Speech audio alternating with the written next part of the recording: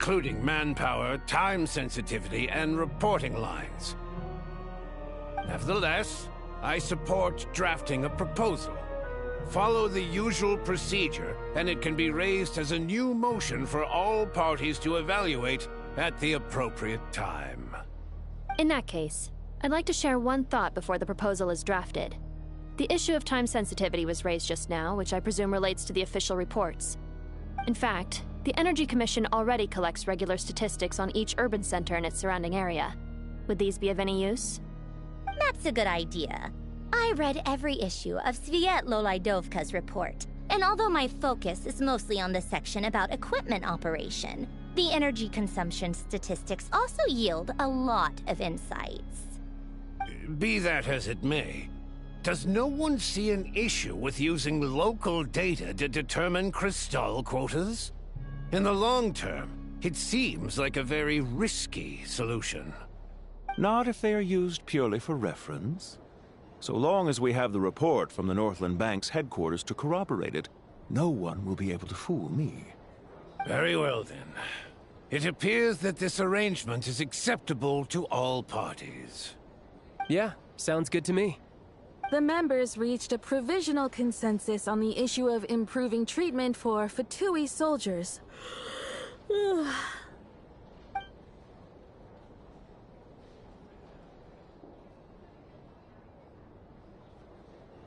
Today, the prima donna of the Korailievsky troupe attended a session of the Snezhnograd Vecha in the company of a dashing young man.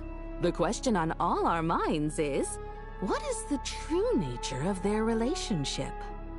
Write anything like that again, and I'm revoking your permission to interview the troupe. Got it?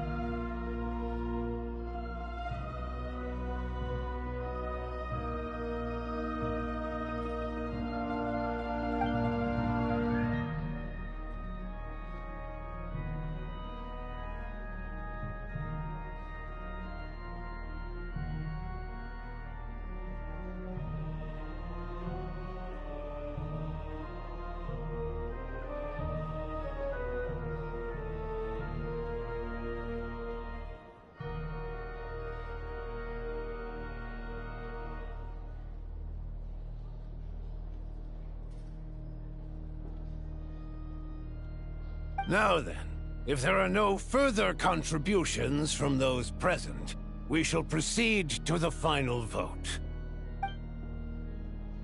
Hey, check it out! What made him vote against? Why now?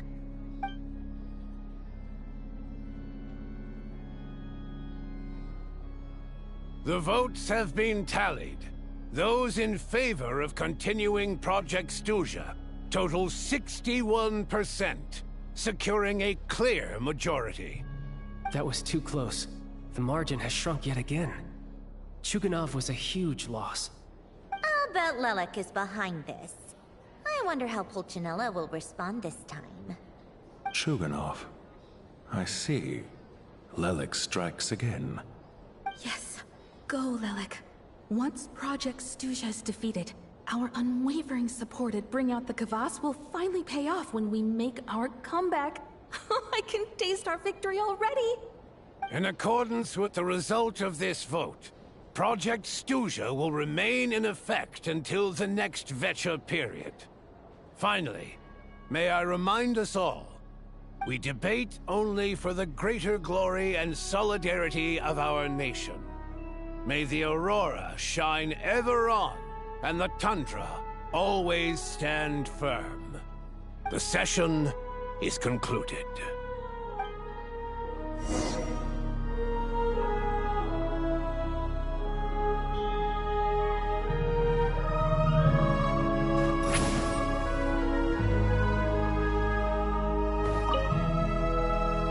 I have to say, I really wasn't expecting Chuganov to vote against Project Stuja.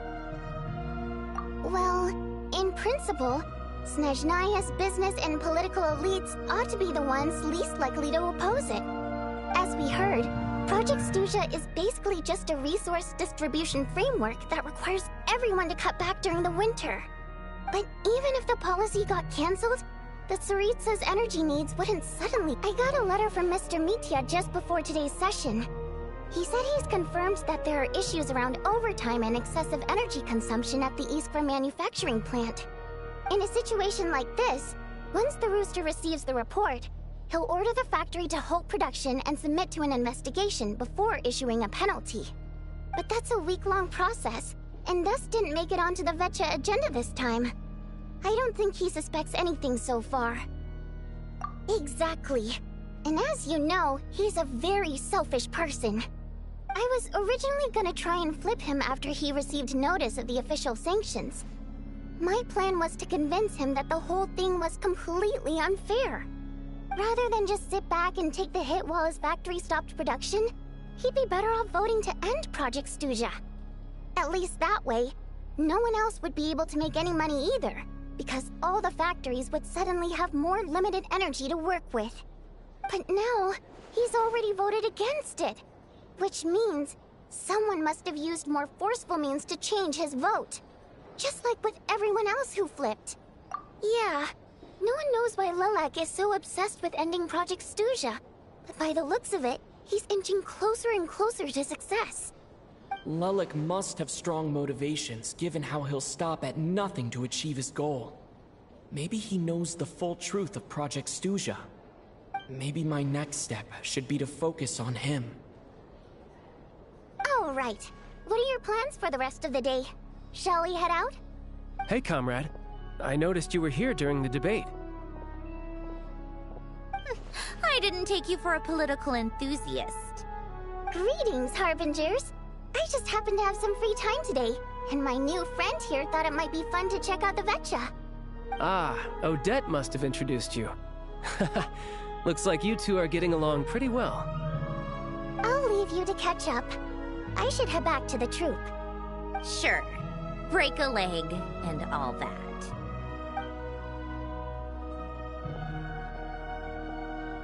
Thought it might be fun to check out the Vetcha, did you?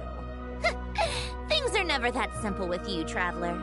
There's no way you're here for kicks and giggles. Tell me I'm wrong. Oh, yeah. To some, he's a captivating enigma. To others, he's the bane of their existence. No one ever thought that some anonymous nobody from the Rokot could cause such a stir. Huh? You want to look into Lelik? Then I'm sure his days of anonymity are numbered. What do you think, Sandrone? Fine by me, I guess. If the Traveler actually manages to expose Lelik, it'll be doing Pulcinella a favor. In return, it seems fair to let him in on what we've learned so far. My thoughts exactly. Sharing is caring, after all.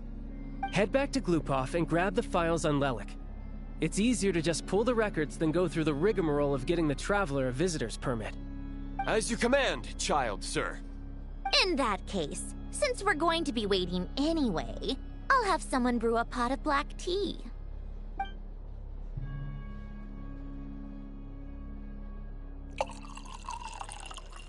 One common thread among the many incidents Lelik has been involved in is that the victims are all too scared to share any real information about him. Clearly, he must have threatened them in some way. His modus operandi is to silently infiltrate the scene and leave a threatening letter behind. But neither the letters nor the crime scenes ever yield any clues to his identity. So all these files have to offer are short statements by the people affected. They don't give us a lot to go on. If nothing else, it shows we're dealing with a trained professional who's versed in counter-surveillance. Yes, and to that point, he often strikes in highly secure locations.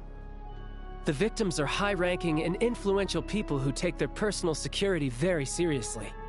Somehow, Lelik slips right into their rooms without making a sound. There's never any eyewitnesses, nor the slightest trace of a break-in. If he can get in and out undetected, it means he can strike without warning. Not that that's ever happened so far. but the thought is enough to scare these people sleepless. It's hard to believe that a human being could pull this off flawlessly every time, so they switched the focus of the investigation to Faye. Unfortunately, no one's found anything yet. Careful, don't underestimate me. Although truth be told, I'd probably find it hard not to blow my cover. Direct confrontation is more my style. We haven't ruled out the possibility of Lelik being human. It's just, there can only be a handful of people in all of Teyvat who'd fit the profile. Faye, on the other hand, plenty would have the ability, but few would have the motive. No, not as strong as me. You'll never find the culprit with criteria like that. Let's go with a little weaker than me. There's no denying that Master is strong, but meticulous. We can only hope. He's just trying to find a reference point. Stop getting fixated on who's stronger than who. But that's the most important thing. In my opinion, anyway.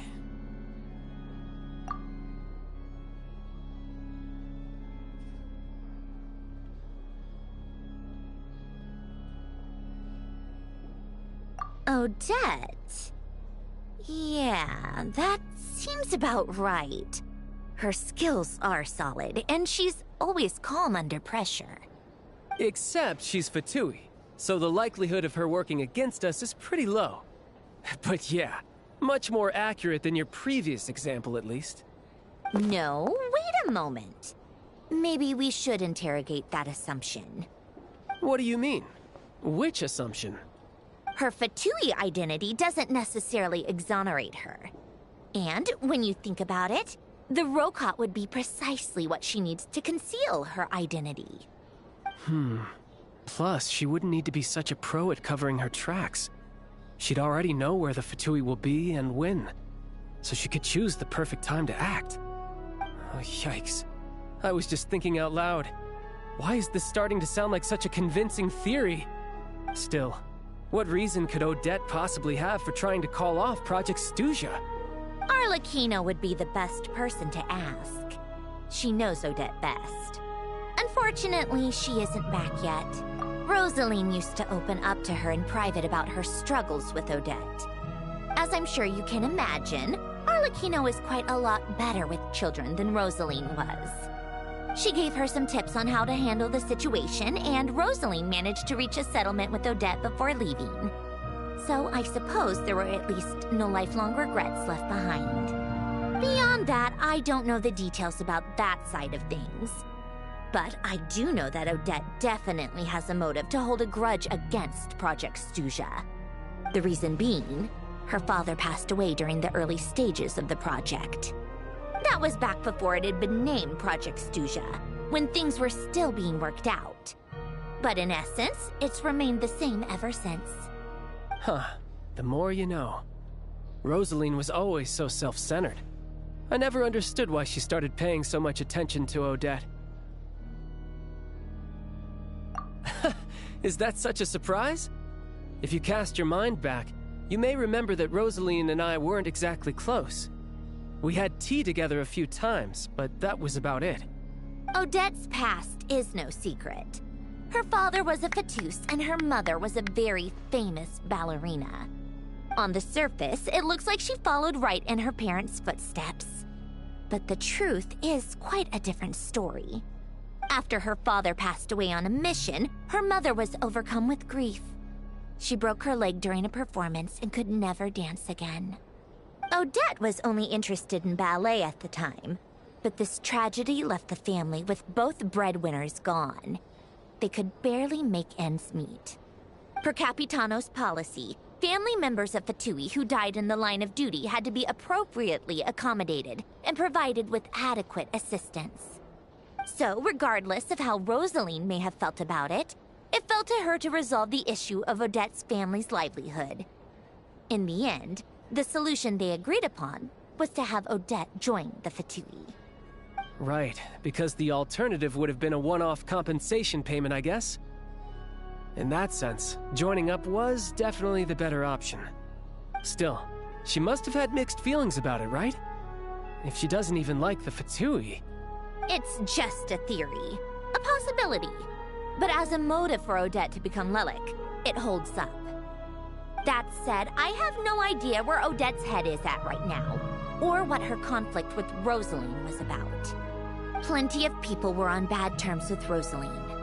I have no intention of trying to figure it all out. Yes, but there's not much point in discussing that now. Yeah, back to Lelik. Since our investigations so far have turned up next to nothing, we've got nothing to lose by trying a new angle. Funnily enough, Tonya and I had actually made plans to go to the theater tomorrow to watch Odette's rehearsal.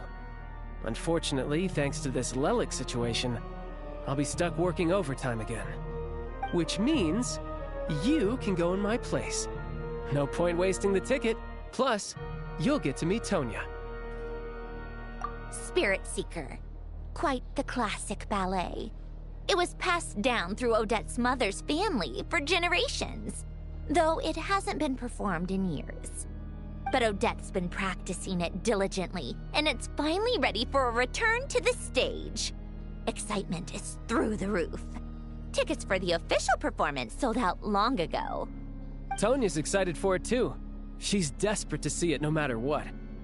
Personally, it's not really my kind of thing, but since she's my little sister, I had to figure something out. I've actually seen it several times before. The story's pretty straightforward. The lead character follows a trail of clues left behind by a spirit, gradually recovering her memories along the way. It's a tale of love and regret.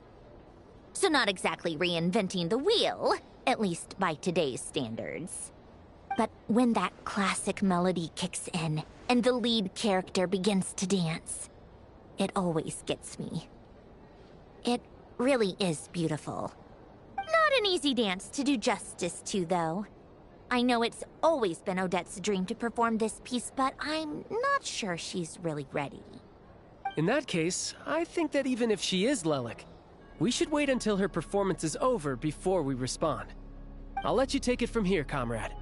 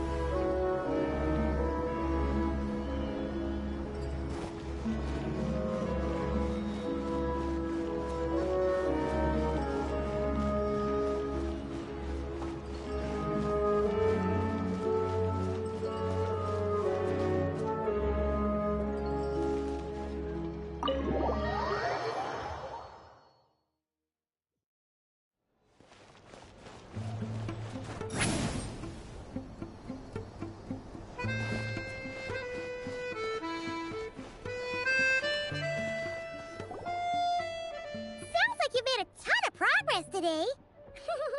It's good that everything's... Next step is to head back to the theater and get a clear answer from Odette. Either way, maybe this is... Why leave a letter? So, if it is her... Yeah! Well, no change, real... Yeah, I wish... If Odette is Lelik, she may well have inside information on Project Stuja. Her father was involved with the project's early implementation. It's hard to imagine she could have got when she spoke to us as a... Only time will tell. Maybe tomorrow, everything will be answered. Hey look! It's snowing! Could be a tough day ahead. Make sure you wrap up warm tomorrow.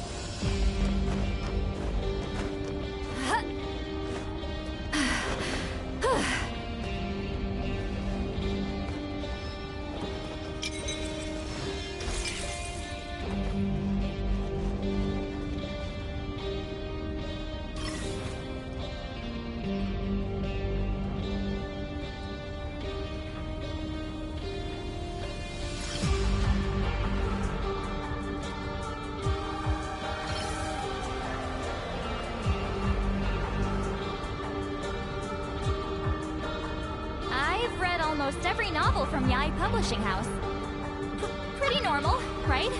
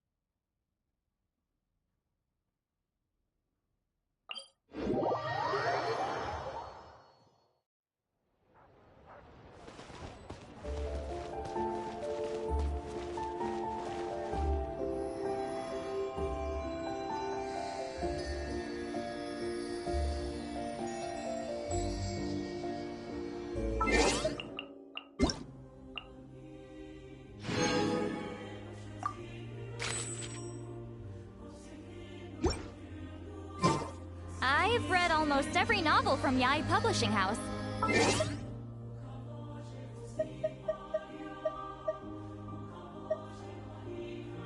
Pretty normal, right?